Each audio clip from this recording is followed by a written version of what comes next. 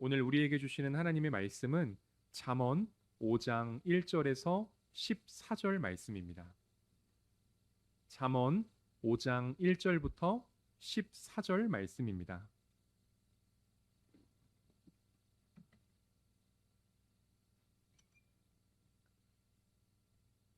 우리 함께 한 절씩 읽겠습니다. 내 아들아, 내 지혜에 주의하며 내 명철에 내 귀를 기울여서 근신을 지키며 내 입술로 지식을 지키도록 하라. 대저 음료의 입술은 꿀을 떨어뜨리며 그의 입은 기름보다 미끄러우나 나중은 쑥 같고 쓰고 두 날개 가진 칼같이 날카로우며 그의 발은 사지로 내려가며 그의 걸음은 스올로 나아가나니 그는 생명의 평탄한 길을 찾지 못하며 자기의 길이 든든하지 못하여도 그것을 깨닫지 못하느니라. 그런즉 아들들아 나에게 들으며 내 입의 말을 버리지 말고 내 길을 그에게서 멀리하라. 그의 집은 문에서도 가까이 가지 말라. 두렵건대 내 존영이 남에게 잃어버리게 되며 내 수완이 잔인한 자에게 빼앗기게 될까 하노라. 두렵건대 타인이 내 재물로 충족하게 되며 내 수고한 것이 외인의 집에 있게 될까 하노라. 두렵건대 마지막에 이르러 내 몸, 내 육체가 쇠약할 때에 내가 한탄하여 말하기를 내가 어찌하여 훈계를 싫어하며 내 마음이 꾸지람을 가벼이 여기고 내 선생의 목소리를 청종하지 아니하며 나를 가르치는 이에게 귀를 기울이지 아니하였던고. 많은 무리들이 모인 중에서 큰 악에 빠지게 되었노라 하게 될까 염려하노라. 아멘. 예, 오늘은 잠언 5장의 말씀으로 우리가 음녀를 주의하라라고 하는 제목으로 함께 하나님 말씀을 좀 들어보도록 하겠습니다. 이 잠언 5장을 통해서 유혹에 관한 얘기를 해보려고 하는데요. 이 잠언 기자는 음녀를 주의하라고 말합니다. 음녀를 주의하라. 이 3절에 보면 음녀라는 단어가 한 번 나오고 3절 중간부터 8절까지에 보면 이 음녀를 가리키는 단어들이 나옵니다. 3절부터 보면 그의 입은, 그의 발은, 그의 걸음은, 그는, 그리고 8절에 보면 그에게서, 그리고 그의 집, 이렇게 총 6번이나 음녀를 가리키는 말이 나옵니다.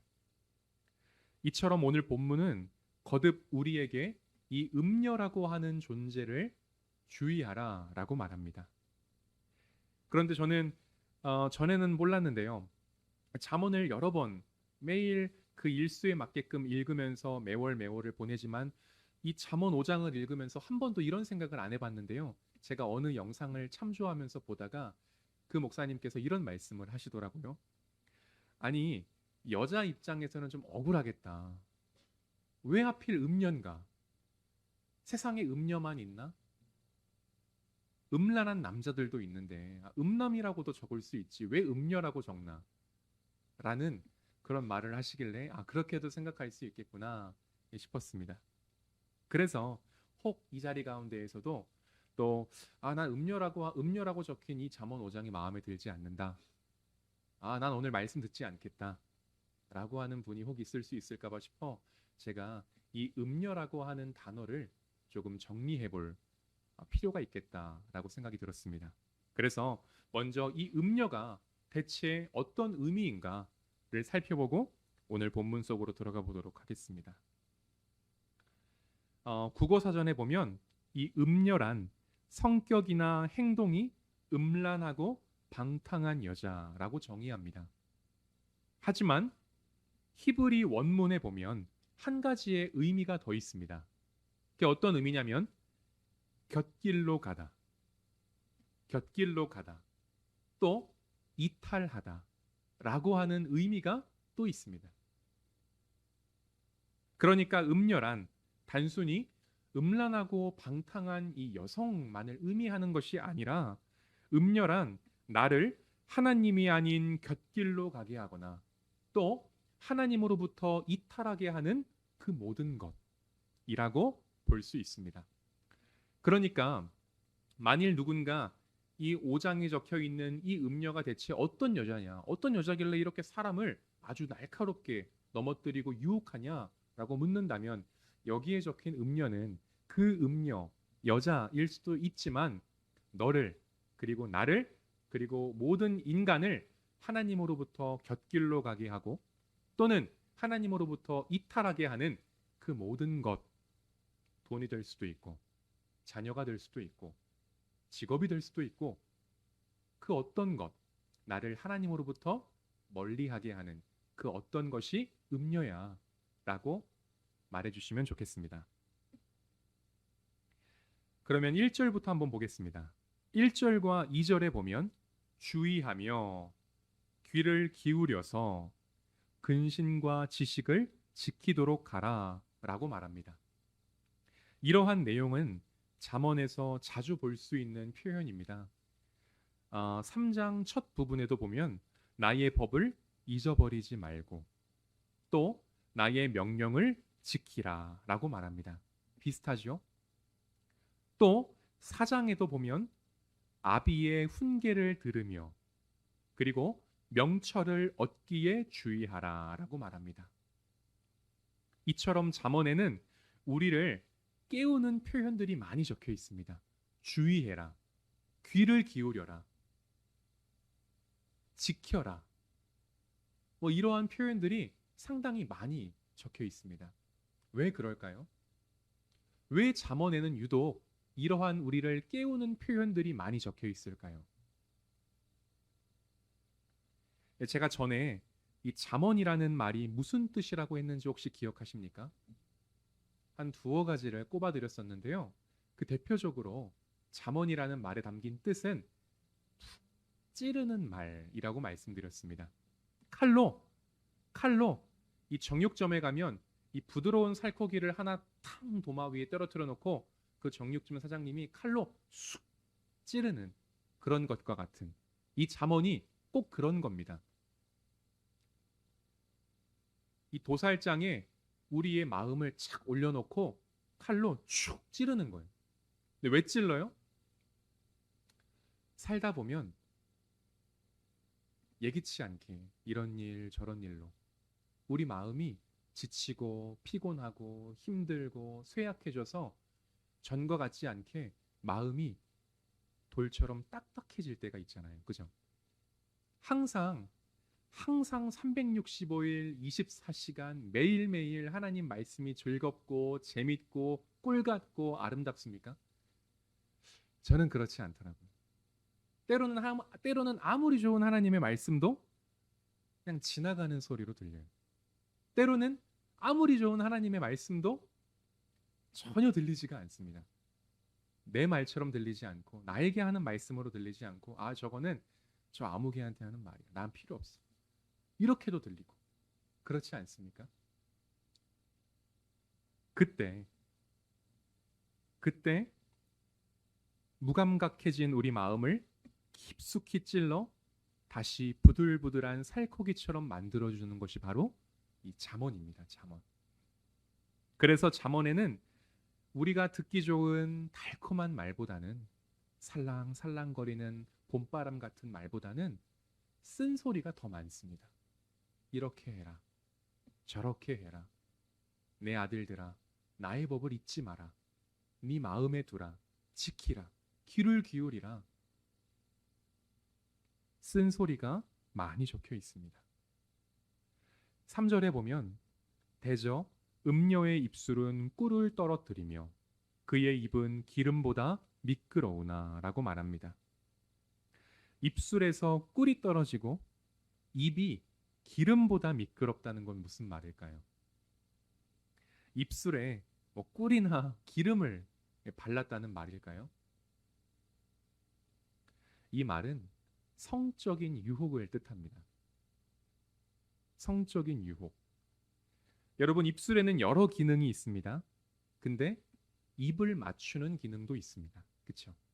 사랑하는 사람과 입을 맞추는 기능도 있습니다. 또 입에는 여러 기능이 있습니다. 하지만 말하는 기능도 있습니다. 상대방과 대화를 주거니 받거니 하는 기능도 있죠. 그래서 음녀의 입술은 꿀처럼 달콤한 입술로 상대방을 유혹하고 기름처럼 매끄러운 말로 상대방을 유혹한다는 것입니다. 여기에서 기름처럼 매끄러운 말이라는 것은 무엇이냐면 자기 이익을 위해 상대방을 기분 좋게 해주는 말입니다.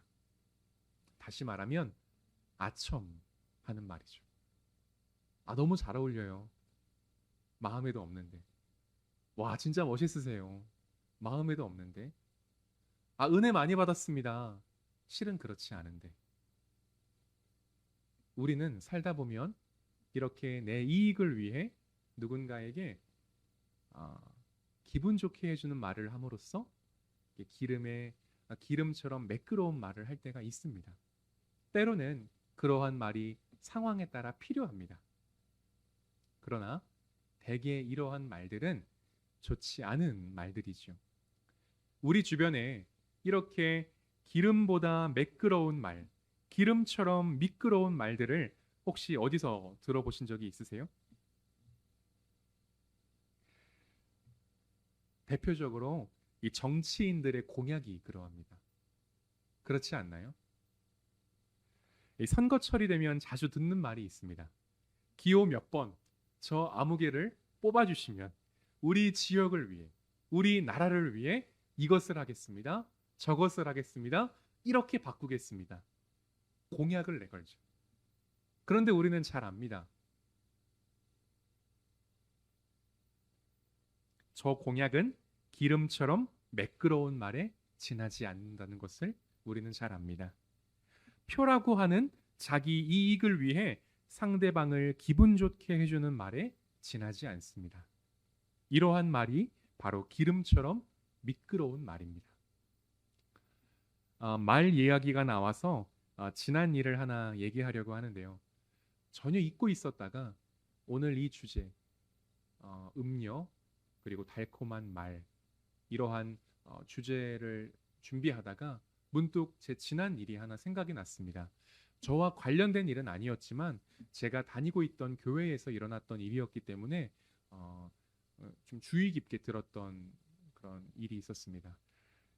무슨 일이었냐면 제가 사역하기 전에 있었던 일인데요. 제가 다니던 이 군산에 있는 교회에는 어르신들이 굉장히 많았습니다. 그러다 보니까 어르신들이 그냥 많았던 게 아니고 상당히 많았다 보니까 이 어르신을 위한 프로그램이 많이 있었는데요. 뭐 경로대학도 있었고, 뭐 주기마다 쌀 나눔, 뭐 반찬 나눔, 김장 나눔, 그리고 또 있던 어떤 뭐 프로그램을 이수하시면 해외 여행도 같이 데리고 가는 프로그램도 있고 여러 프로그램들이 있었는데요. 어느 토요일에 어르신을 대상으로 한 세미나가 있었습니다. 토요일에. 무슨 세미나였는지는 기억나지 않지만 꽤 많은 어르신이 모였습니다. 그리고 세미나를 오전 중에 마치고 이제 오후에 다시 하기 전에 점심을 먹으려고 쉬는 시간을 가지려고 세미나를 오전 거 마치고 점심을 먹으려고 하는 그 찰나에 본당이 3층이었는데요. 1층에 식당이 있으니까 어르신들이 내려가야 하잖아요. 그러니까 이제 그 찰나에 일어났던 일입니다. 한 남성이 강단에 올라오더니 어르신들에게 좋은 제품이 있다면서 소개를 하는 거예요. 아, 제가 특별히 여기 왔습니다. 이러면서 이제 이 약장수분들이 하시는 그 미끄러운 말들 있잖아요. 기분 좋게 하는 말들. 우리 어머니 아버지들 보시니까 제가 그냥 지나칠 수 없어서 제가 특별히 마이크를 잡았다.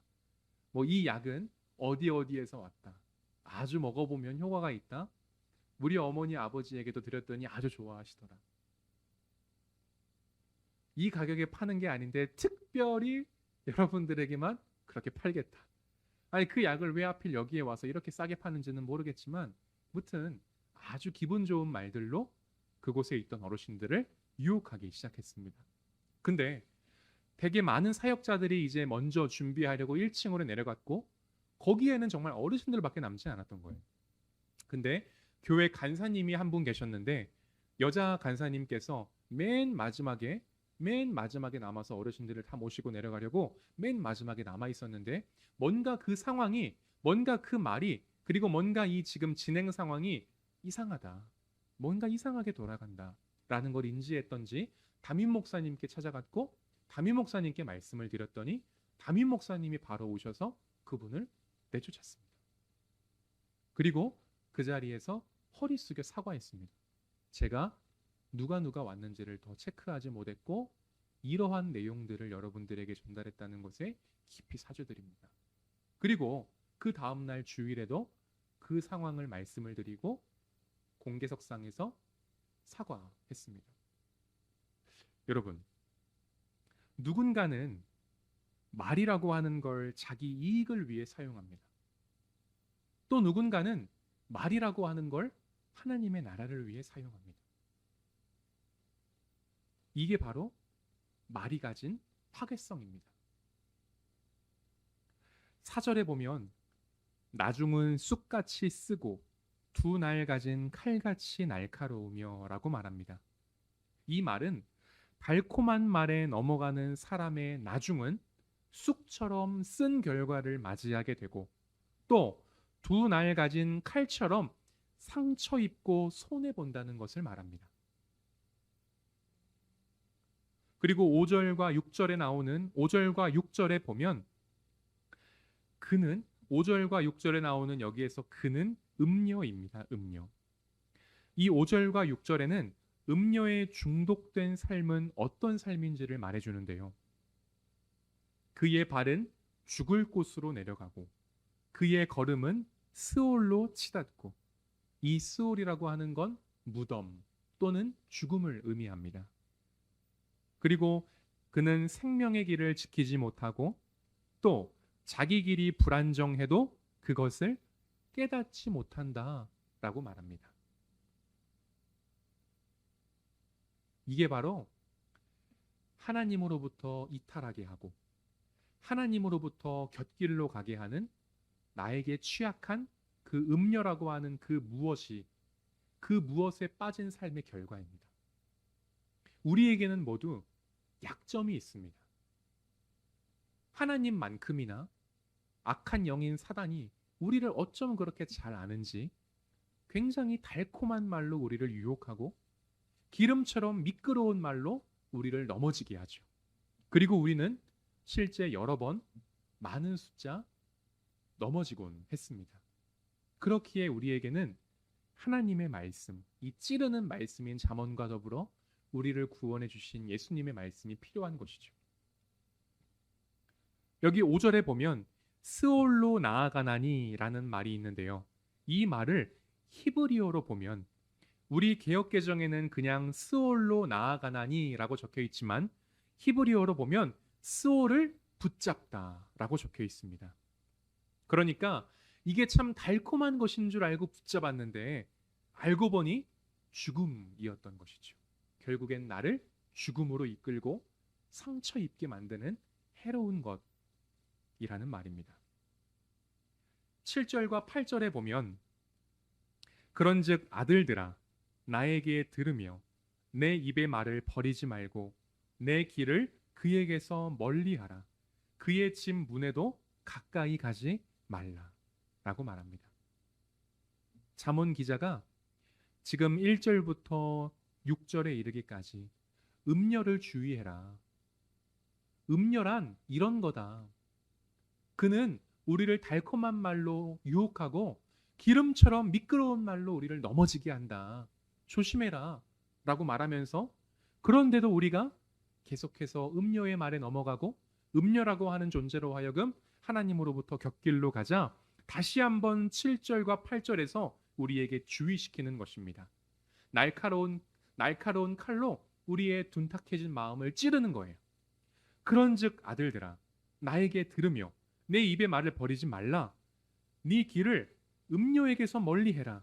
그의 집 문에도 가까이 가지 마라 라고 말합니다. 우리 어르신들 보면 자녀들을 키울 때 한참 막 자라고 있는 아이일 경우에 여러 친구들을 만나잖아요. 하루하루 다른 친구들을 만나고 학년이 올라갈수록 다른 친구들, 환경이 바뀔수록 다른 친구들을 만나잖아요. 참으로 다양한 사람들을 우리 자녀들이 만날 텐데 그때마다 이런 말들 한 번씩 해보시지 않았을까요? 아, 그 친구랑은 좀 가까이 안 했으면 좋겠어. 아, 그 사람이랑은 이랑은 좀 가까이 하지 않았으면 좋겠어. 엄마가 볼 때, 아빠가 볼 때, 아, 좀 별로인 것 같아. 이런 말들 한 번쯤 해본 경험 없으세요? 이러한 마음으로 부모가 이 걱정되는 마음으로 마치 내 일처럼 내 자녀에게 주의하고 있는 말입니다. 아, 진짜 아닌 것 같아. 내가 봤더니 네가 가까이 하는 그 사람, 그 물건, 그것이 좀 내가 볼 때 아닌 것 같아. 근데 어떻게 주의하라고요? 그냥 좀 조심하라고? 아니죠. 8절에 내 길을 그에게서 멀리하고 그의 집 문에도 가까이 가지 말라고 말합니다. 여러분, 이게 죄를 피하는 길입니다. 제가 확실하게 깨닫는 것이 있는데요. 누군가에게 들어서 깨달은 영적 가르침이 아니라 연약한 제가 조금이지만 하나님과 함께 살면서 깨달은 것, 몸소 깨달은 것이 있는데 그것은 죄라는 것은 온전히 사단의 꾀임에만 내가 넘어가서 그러는 것이 아닌 것 같아요. 사단도 나를 유혹하지만 달콤한 말로 나를 유혹하고 미끄러운 말로 나를 유혹하지만 거기에 넘어가 주는 건 내 동의가 필요한 거예요. 내가 그 말을 달콤하게 여겼고 내가 그 말에 넘어졌기 때문에 결국에는 나의 50과 사단의 50으로 죄를 짓는 것 같아. 그러니까 죄라고 하는 건 내 동의하에 이루어지는 겁니다. 그러기에 죄를 피하는 방법은요. 그의 집 문에도 가까이 가지 않는 거예요. 이것이 깨어있는 삶입니다.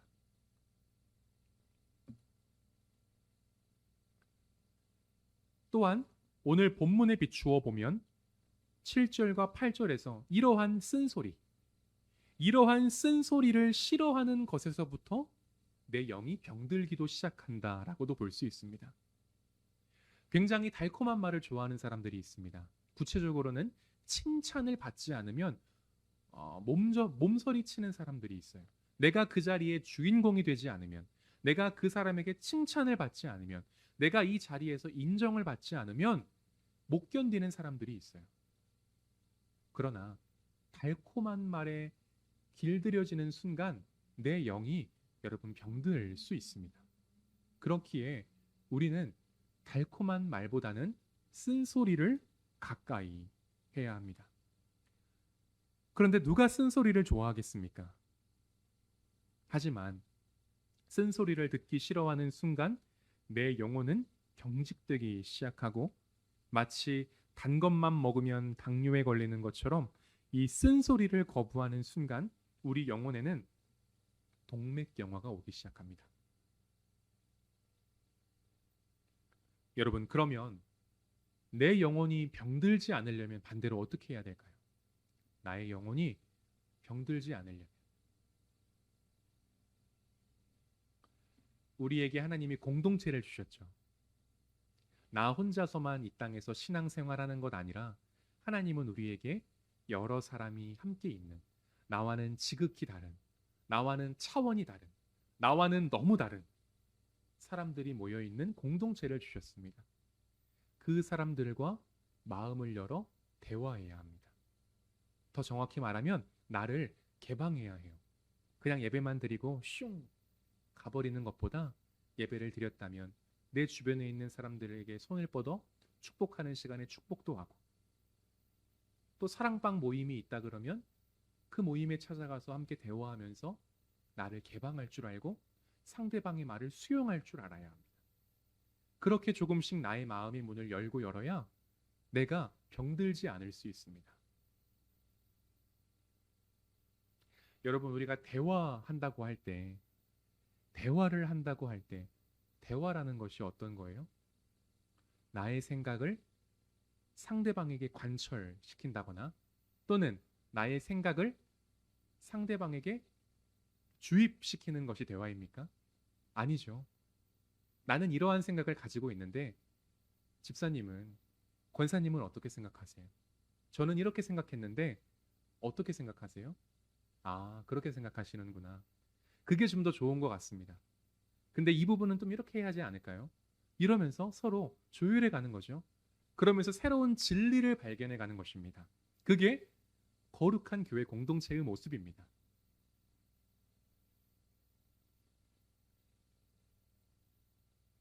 기도도 마찬가지입니다. 기도하는 것도 우리는 뭐라고 표현하죠? 하나님과의 기도는 대화다라고 표현하잖아요. 기도는 대화다라고 표현하죠. 열심히 기도했습니다. 교회 문을 열고 딱 나가는 순간 여전히 무단횡단하고 먹던 거 버리고 막 이렇게 손가락질하고, 그러면 그거는 온전히 변화가 된 것입니까? 하나님과 대화한 겁니까? 아니죠. 그냥 나의 생각과 나의 의견만 하나님께 주저리 털어놓고 나온 것이죠. 대화란 나의 생각과 타인의 생각이 함께 어우러져 보다 아름다운 방법들과 진리가 발현되는 것입니다. 그래서 다시 한번 8절에 보면 내 길을 그에게서 멀리하라. 그의 집 문에도 가까이 가지 말라. 죄는 모양이라도 피하고 거룩하신 하나님은 가까이 해야 하는 것입니다. 여지를 주면 안 되는 것이죠. 그리고 10절부터 14절은 달콤한 유혹에 넘어가면 우리를 피폐하게 하는 결과를 말해주고 있습니다. 이 10절부터 9절부터 14절은요. 두렵건대 또 12절, 13절, 14절에 이르러서는 달콤한 말 또는 음녀라고 하는 그 존재에 넘어가면 우리의 삶이 결국 어떻게 되는가라는 것을 일러줍니다. 그 유혹의 결과가 적혀 있는 것이죠. 여러분, 우리 주변에 여러분들이 알고 있는 중독 많이 있지요. 니코틴 중독, 알코올 중독, 또는 일 중독, 여러 중독이 있잖아요. 제가 이 설교를 준비하려고 여러 이렇게 유튜브를 검색해 보면서 어느 한 의사 선생님이 하는 말을 들었는데요. 니코틴 중독이나 알코올 중독이나 이러한 일 중독, 이러한 무엇인가에 중독되어 있는 사람들과 대화를 한 정신과 선생님이 하는 말이었는데요. 이러한 말을 들은 적이 두 케이스를 말해주더랍니다. 한 케이스는 선생님, 저는 2번 다시 술을 먹지 않겠습니다. 이 술 이제 지긋지긋합니다. 끊겠습니다. 라고 말을 하더랍니다. 그 의사 선생님이 예, 알겠습니다. 하고서 뭐라고 적었을까요? 그 진단명에 치료 가능성 없음 이라고 적더랍니다. 그런데 또 어떤 사람은 선생님, 제가 어쩌다가 이렇게 됐는지 모르겠습니다. 가정을 생각하면 이러면 안 되는데, 자식들을 생각하면 이러면 안 되는데 이리 치이고 저리 치이다 보니 술, 담배를 안 할 수가 없었습니다. 어떻게 해야 할까요? 저 같은 사람도 나을 길이 있을까요? 라고 털어놓더랍니다. 네, 알겠습니다. 하면서 그 진단명에 뭐라고 적었을까요? 치료 가능성 열림이라고 적더랍니다. 여러분, 중독된 상태는 내가 아무것도 나의 힘으로는 할 수가 없는 상태죠. 누군가의 도움이 필요하다는 것을 인정하는 것이 치료의 시작입니다. 오늘 이 잠언 5장은 우리에게 이러한 것을 일러주는 것입니다. 음녀를 주의해라. 너를 하나님으로부터 곁길로 가게 하고 너를 하나님으로부터 이탈하게 하는 그 무엇이 뭔지를 정확히 판단해라. 돈이든 자녀든 일이든 그게 무엇이든 너를 중독되게 하는 것, 그것이 무엇인지를 정확히 파악해라. 그리고 어떻게 해라? 네 힘으로는 도무지 그것에서부터 자유할 수 없다는 것을 인정해라. 그것이 치료의 시작이다. 우리 교회에서 말하면 그것이 너를 그 죄로부터 구원해줄 구원의 방법이다 라고 말해주는 것입니다. 그런데 대개 12절에 보면 훈계를 거절하며 라고 말하죠. 훈계를 싫어하며 내 마음이 꾸지람을 가벼이 여기고. 내가 저 술 다시 먹지 않겠습니다. 저 절대 하지 않겠습니다. 라고 말하는 사람은 12절과 같은 마음입니다. 훈계를 싫어하고 내 마음이 꾸지람을 가벼이 여기고 나을 길이 없는 상태입니다. 그러나 가족을 생각하면 내가 이러면 안 되는데, 자식들을 생각하면 내가 그렇게 하면 안 되는데 어떻게 해야 하죠? 제게 방법이 있을까요?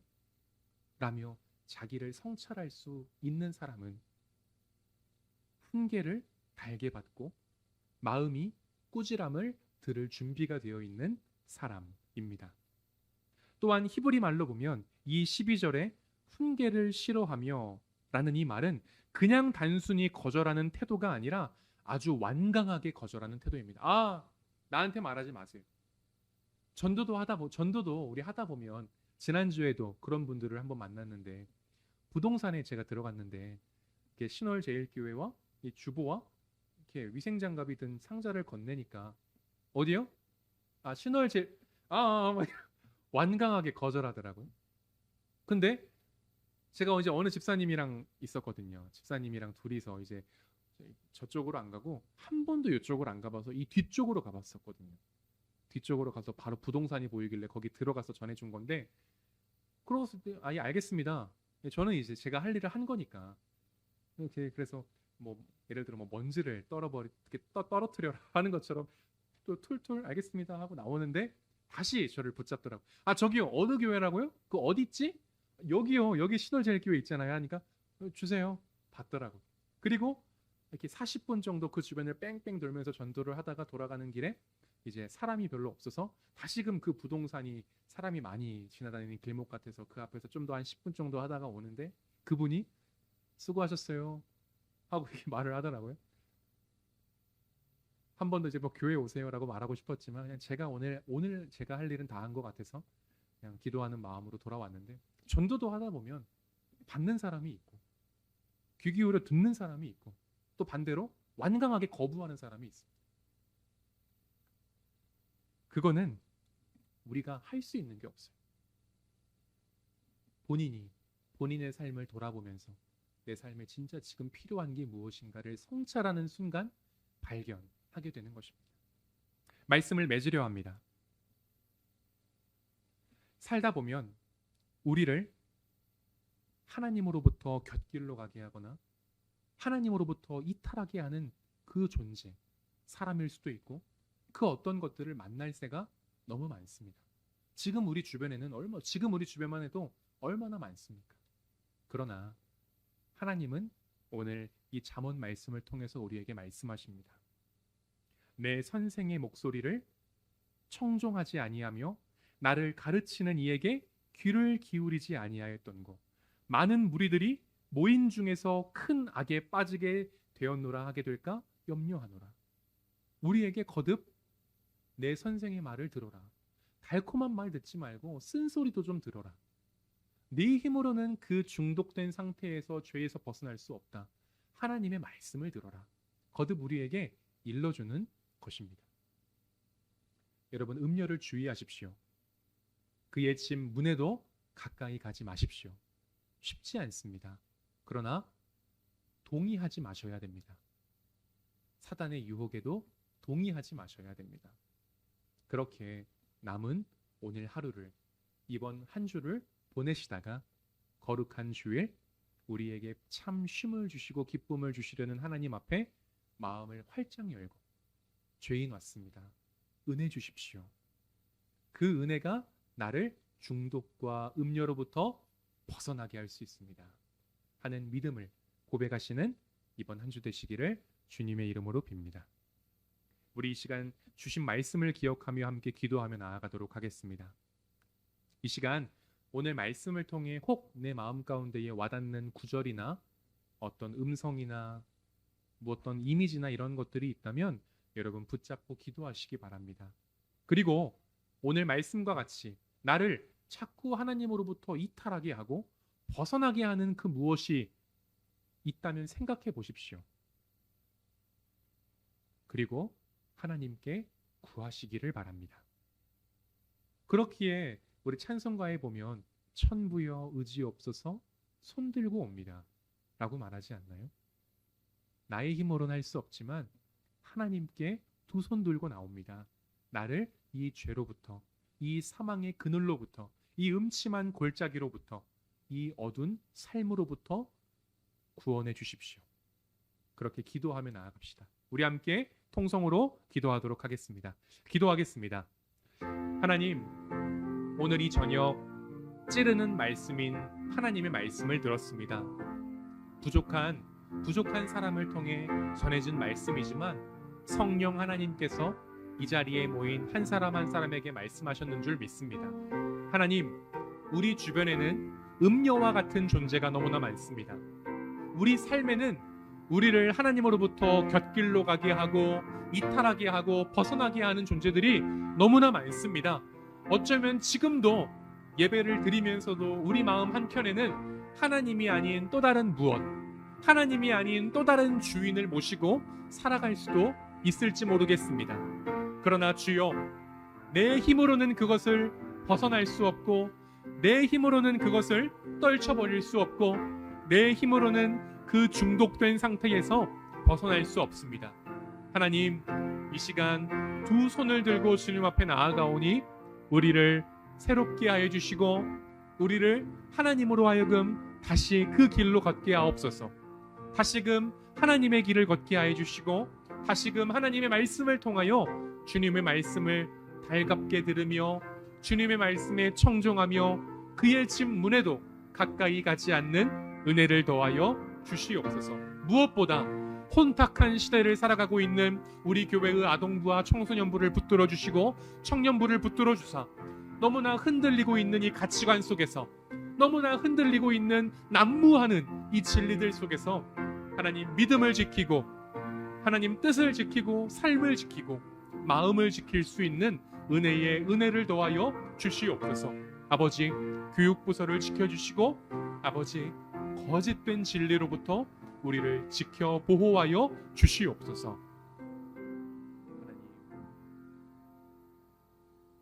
하나님, 오늘 잠언 5장 말씀을 통해 음료를 주의하라.